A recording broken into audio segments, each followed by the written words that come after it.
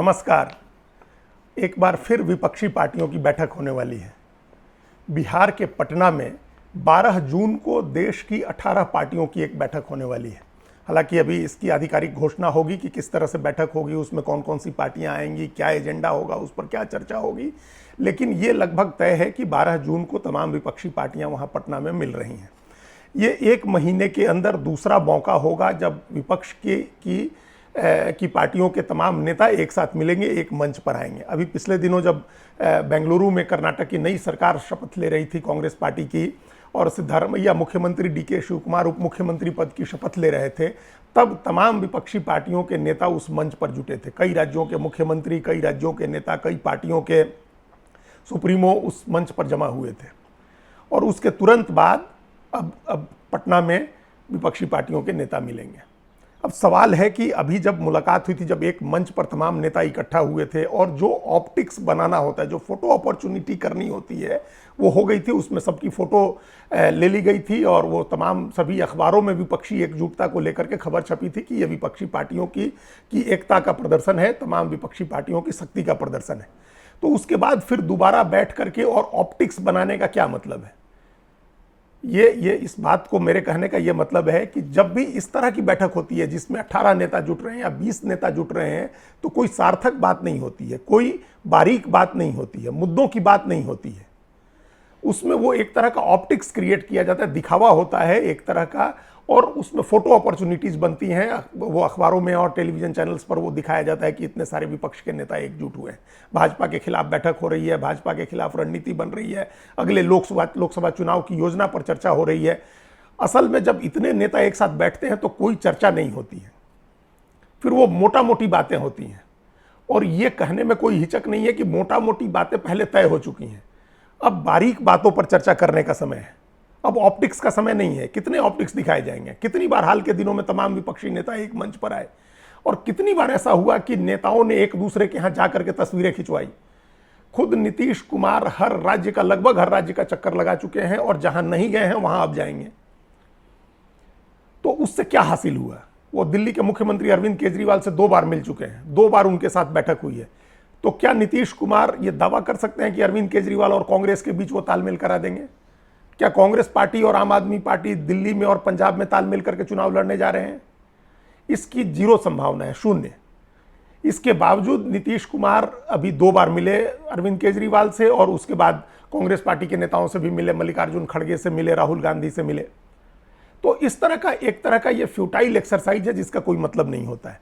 वो पहले वो मुंबई गए जहां उन्होंने उद्धव ठाकरे, शरद पवार से मुलाकात की। उनके पीछे पीछे थोड़े दिन के बाद एक दूसरा मुद्दा लेकर के अरविंद केजरीवाल मुंबई गए, उन्होंने भी उद्धव ठाकरे और शरद पवार से मुलाकात की। नीतीश कुमार कलकत्ता गए और ममता बनर्जी से मुलाकात की। तो उसके बाद वो केंद्र सरकार के एक अध्यादेश को लेकर के जिस पर समर्थन जुटा रहे हैं विपक्ष का, अरविंद केजरीवाल भी कलकत्ता गए, ममता बनर्जी से मिले। तो ये जो सारे नेता आगे पीछे इस नेता के यहाँ, उसके पहले ऐसी भागदौड़ ममता बनर्जी कर रही थी। वो दिल्ली में आकर के अपोजिशन के नेताओं से मिल रही थी। के चंद्रशेखर राव इसी तरह से दिल्ली आकर के अपोजिशन के नेताओं से मिल रहे थे, या जहाज लेकर के पूरे देश का चक्कर काट रहे थे। सरकारी जहाज है उनके पास भी। वो पटना भी गए थे नीतीश कुमार से मिलने, वो ममता बनर्जी से मिलने गए। उन्होंने कर्नाटक में जाकर के अपोजिशन एकता की कोशिश की, हालांकि उनकी अपोजिशन एकता सिर्फ जेडीएस तक सीमित रही। तो ये जो सारे नेता एक दूसरे के यहाँ भागदौड़ कर रहे हैं, एक दूसरे से मिल करके फोटो खिंचवा रहे हैं, एक साथ आने के मौके तलाश रहे हैं, एक साथ 12-12 और 14-14 नेता मिल करके फोटो खिंचवा रहे हैं, उससे क्या हासिल होना है? ये ऑप्टिक्स बन रही है, ये अच्छी बात है। बीजेपी के खिलाफ आप एकजुट हो रहे हैं, ये अच्छी बात है। लेकिन इससे जमीनी राजनीति क्या बदल रही है?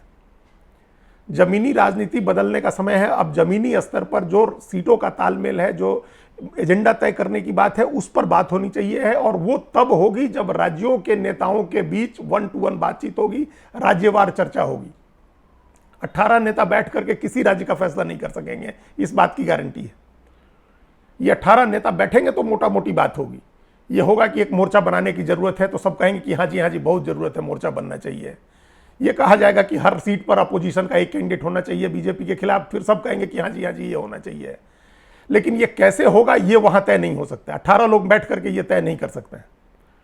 अब कोई नीतीश कुमार से पूछे कि क्या बिहार की जो 40 सीटें हैं उन पर वो और उनके जो गठबंधन के सहयोगी हैं, जो 7 पार्टियों का गठबंधन है, वो किस तरह से लड़ेंगे, ये तय करने में के चंद्रशेखर राव की या स्टालिन की या शरद पवार की या उद्धव ठाकरे की या किसी भी नेता की क्या भूमिका हो सकती है?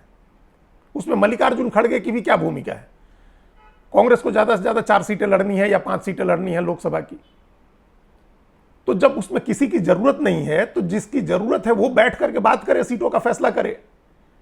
नीतीश कुमार अगर अपोजिशन की एकजुटता को लेकर के इतने गंभीर हैं, बीजेपी को अगले चुनाव में रोकने को लेकर के इतने गंभीर हैं, तो उनको अपनी 40 सीटों का और ज्यादा से ज्यादा झारखंड की 14 सीटों का, इन 54 सीटों का एक ब्लूप्रिंट बना करके विपक्ष के नेताओं के सामने रखना चाहिए। बिहार में अभी 7 पार्टियों का गठबंधन है। हालांकि यह तय नहीं है कि वो सभी 7 पार्टियां अगले लोकसभा चुनाव तक साथ रहेंगी, लेकिन अभी 7 पार्टियों का गठबंधन है। राष्ट्रीय जनता दल सबसे बड़ी पार्टी है, उसके बाद जनता दल यू है, उसके बाद कांग्रेस पार्टी है, उसके बाद CPI-ML है, फिर CPI है, CPM है, हिंदुस्तान आवाम मोर्चा है और विकासशील इंसान पार्टी है। ये तमाम पार्टियां एक गठबंधन में शामिल हैं।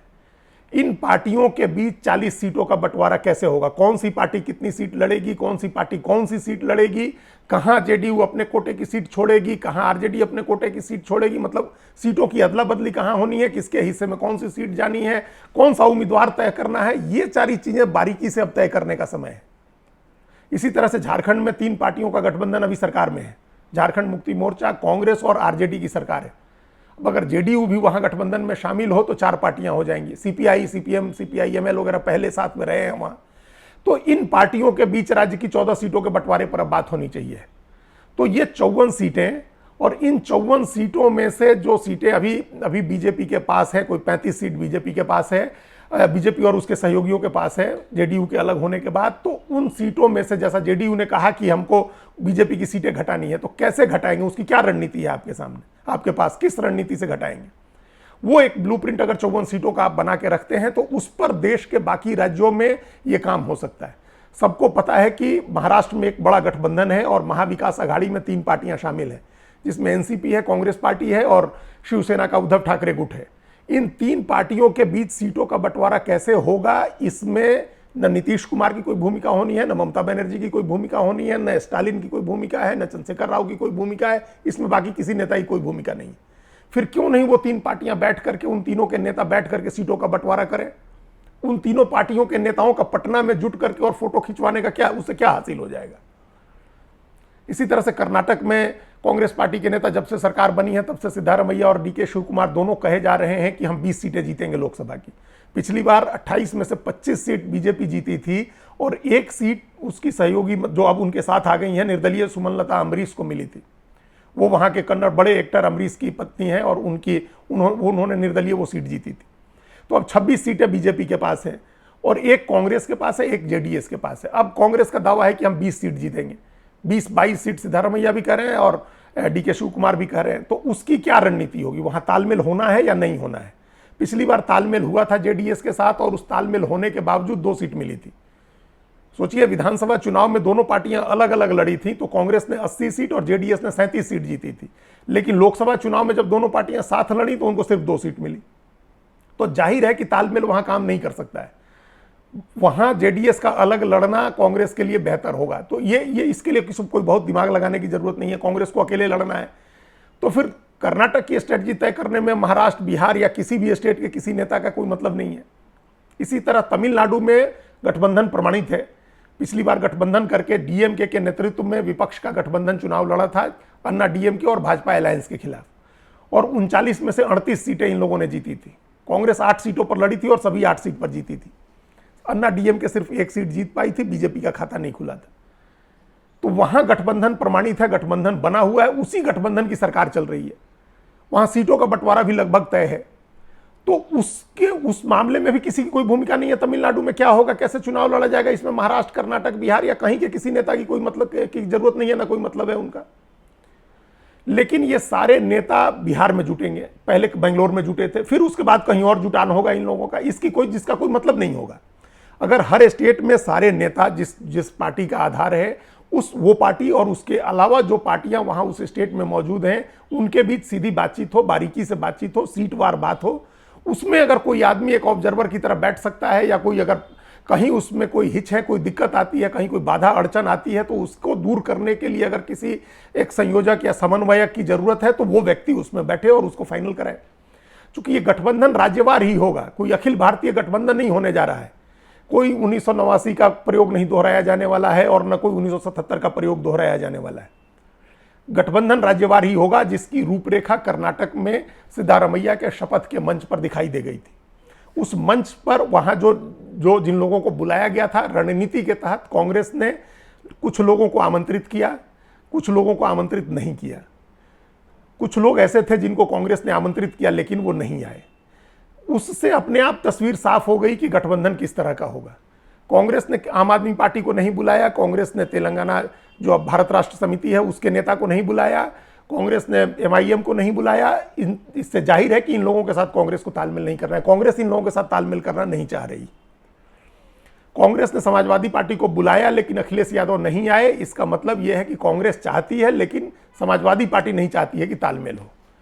कांग्रेस ने ममता बनर्जी को बुलाया था, तृणमूल कांग्रेस को बुलाया था और ममता बनर्जी नहीं आई। उन्होंने अपनी एक सांसद काकोली घोष दस्तीदार को इसके लिए नियुक्त किया।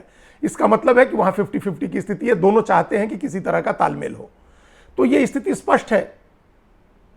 तमिलनाडु के DMK के नेता आए, NCP और शिवसेना के उद्धव ठाकरे गुट के नेता आए, RJD के नेता थे, JDU के नेता थे। ये इन पार्टियों के नेता वहां मौजूद रहे, इनके साथ तालमेल था, है और आगे भी रहेगा। JMM के नेता थे तो इनके साथ तालमेल ऑलरेडी है, इनके साथ लोकसभा में भी तालमेल रहेगा।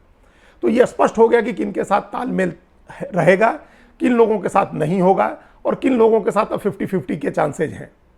तो इस हिसाब से इस दृश्य, इस तस्वीर को देखते हुए, ये परिदृश्य, ये स्थिति है, इसको देखते हुए अपोजिशन को आगे की अपनी रणनीति बनानी चाहिए है, न कि हर महीने या महीने में 2 बार तमाम नेता बैठे हैं और उनका एक ऑप्टिक्स बने, उनकी तस्वीरें खींची जाए और ये हो को विपक्षी एकजुटता बन रही है।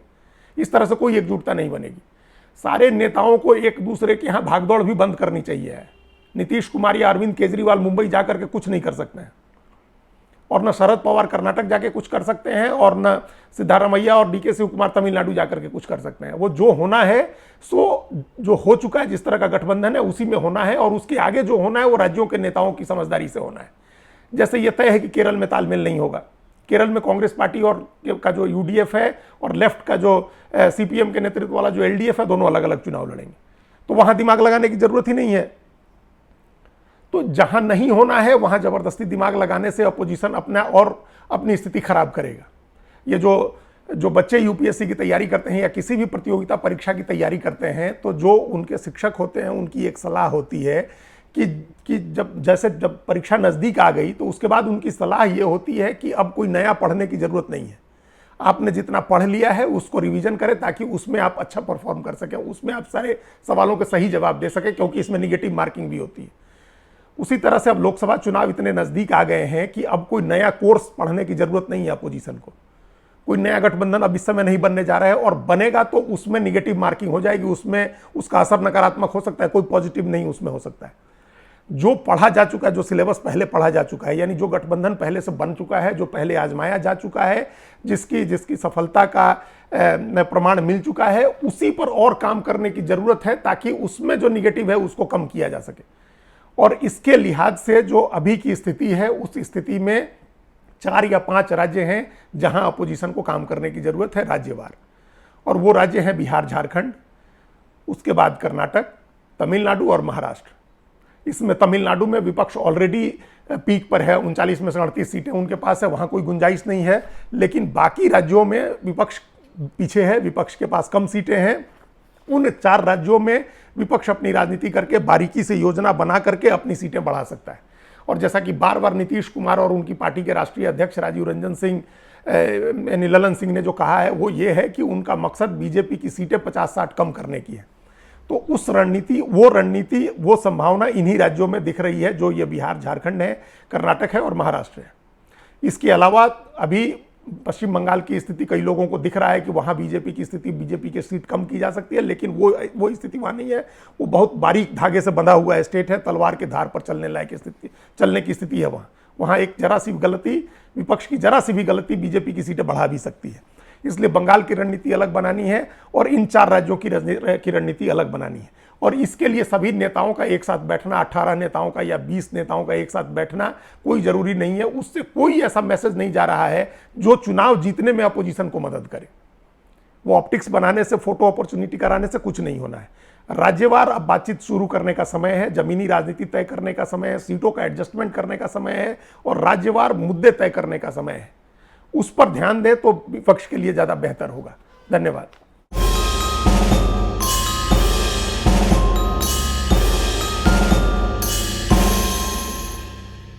कृपया हमारे चैनल के साथ जुड़िए, लाइक कीजिए, सब्सक्राइब कीजिए, बेल आइकॉन जरूर दबाइए।